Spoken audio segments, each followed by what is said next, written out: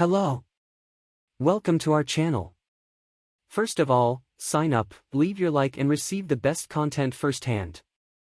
And without further ado, let's get to the video. Vinicius Jr.'s protests against referees are the subject of discussion in Spain. Brazilian accumulates 11 yellow cards in the season. In several matches of the Spanish Championship, Vini Jr. has been a protagonist not only for what he does with the ball at his feet, but also in his reactions to the referees. According to AS, Real Madrid are worried, as they believe that the athlete's attitudes are harming his performance on the field.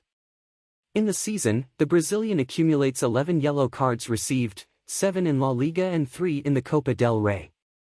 With leftovers, the number 20 broke his record of warnings by arbitration.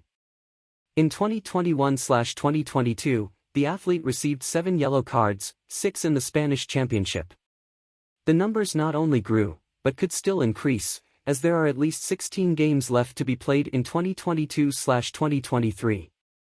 After the confrontations against Barcelona and Betis, Vini Jr. has been the center of discussions in the Spanish press due to his reactions against arbitrations. The Brazilian's confrontation is seen as natural on the one hand, since he is the player who suffers the most fouls in the Spanish Championship, but also as disrespect. Last Sunday, the Brazilian was once again hunted on the field by opponents, having received 6 of the 12 fouls committed by the home team. In the final minutes, the athlete received a yellow card due to a complaint and was at risk of being expelled due to a confusion with Claudio Bravo in extra time. This Monday morning, José Felix Diaz, a journalist for Marca, published an article in which he highlighted that Vini Jr. suffered 6 fouls, but in the end the yellow is always his. Gestures are punished more than kicks. On the other hand, José Luis Calderón praised the striker's departure, but stated that the player gets lost in wars that have nothing to do with the game.